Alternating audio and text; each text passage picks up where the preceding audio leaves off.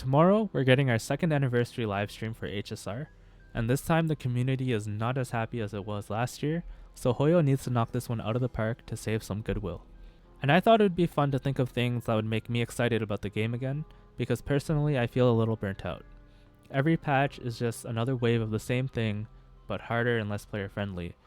For example, maps are getting bigger and more convoluted, making it harder to do map completion, so much so that I haven't even bothered for Enforius. Characters are being released one after another. Every single new character is a 5-star character that's one-upping the one before it. And then the game is being balanced around these newer, stronger characters so that your older ones are feeling worse and worse to play with every patch. Events are more of a dialogue simulator rather than being combat focused. And a bunch of other issues that everyone's already tired of hearing. So enough about the negatives. I have a list of 7 things that I hope will show up in the live stream because they're things that would make me excited about the game again. So number 1 is probably not going to happen, but I think it would solve the caster situation. And I know a lot of you guys don't care about the caster situation, and I agree that her passive is not the problem. The problem is what it means for the game going forward. So even if this one is fine, it's just the concept of a global passive being tied to a character is stupid. Like other people said, if that passive was tied more to like an achievement or to a milestone, then that's different. But since they're tying it to a character, that's where the problem comes in. And so I think one way to make the caster situation fine is to make casters permanently free to obtain for anyone who completes some objective. For example, anyone who completes the 3.2 story quest will receive 1 copy of Castress on their account. This way, even if she has a global passive tied to her, everyone can get access to it as long as they play the game. Then no one will have a complaint about it because she's available for everyone. The second thing on my list would be buffs for older units like Blade. These units are clearly outdated and they have design decisions that don't make sense anymore, such as Blade having low multipliers that are then further split between attack and HP. It makes no sense. Blade has a passive stack that does not overcap, so when it reaches 5 out of 5 and he's stunned and he gets hit again, it'll stay at 5 out of 5. Where newer characters like Jade, they can stack beyond their cap, so that even if they're stunned, they can store the extra stacks, so that when they get released from the stun, they'll do multiple follow-up attacks.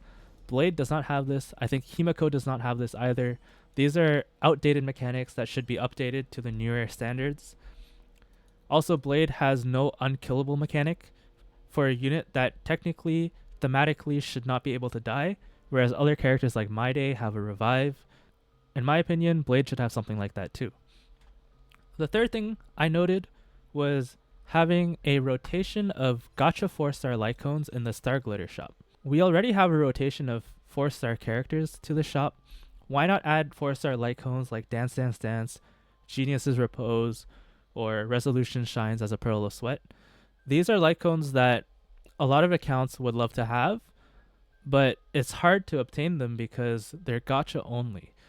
So adding them to the shop with a limit of 1 per month would make it easier for people to obtain these Lycones slowly over time, and it's like a guaranteed way to get Lycones like Dance Dance Dance, so that you don't end up in a situation like me where I have over 550 summons on the Lycone banner and I still do not have a single S5 DDD. The fourth thing I would love to see is being able to use support characters for your weekly Divergent Universe runs.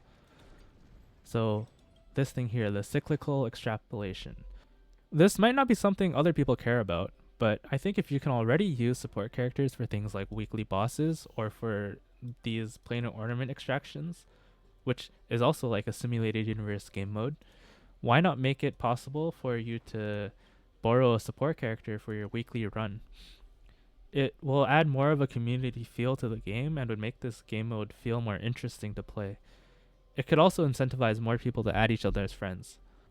And this game mode doesn't count towards your personal progression, so I don't see a problem with allowing a support character for this game mode. The fifth thing on my list would be an option to pick and choose your own Cavern of Corrosion.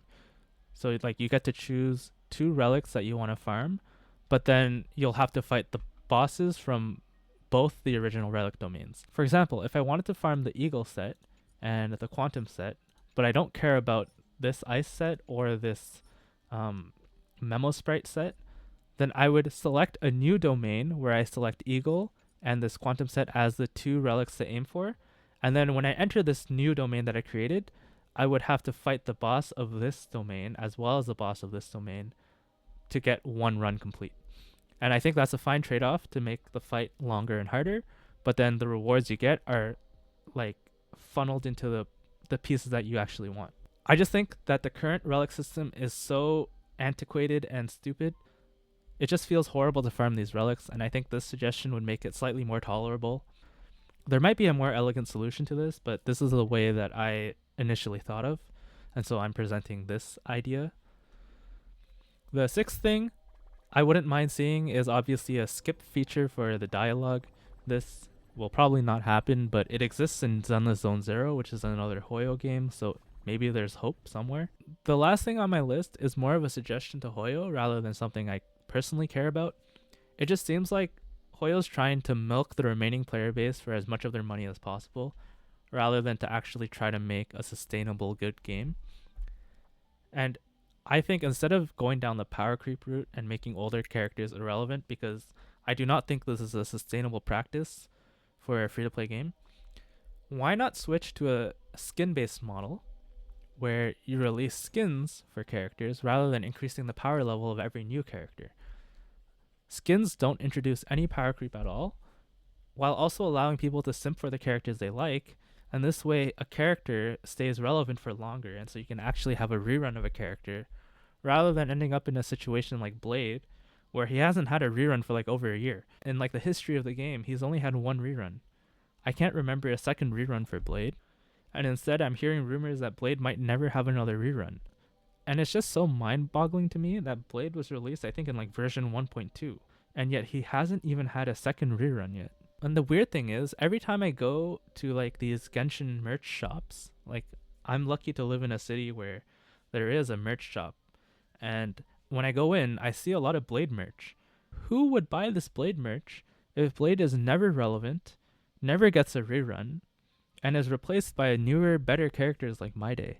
It just makes no sense to me, their business model with this game, because they had a very good game with very sellable IPs. Like, there's a lot of people that would pay good money for merch, good money for skins, but the problem is they alienated a lot of these people by making the characters they like irrelevant, and as a result, a lot of people stopped spending money on the game, or a lot of people just outright quit the game. Now, there's still a lot of people playing this game, and there's still a lot of people who spend money on this game. I just think it's a huge wasted opportunity not to focus on things like skins. Skins are such a lucrative business model that there's so many games that are just revolving around the skin-based model, like League of Legends, Guild Wars 2, and probably thousands of other games that are like free-to-play, where they hook you in through the free-to-play model, and then they sell you with skins that make your characters look pretty. There are probably so many other ideas that you guys can come up with. These are just the ones that I jotted down this morning. And if at least one of these things shows up in the live stream tomorrow, I'll probably be somewhat content. But the problem is, I have a feeling that none of these are going to actually happen.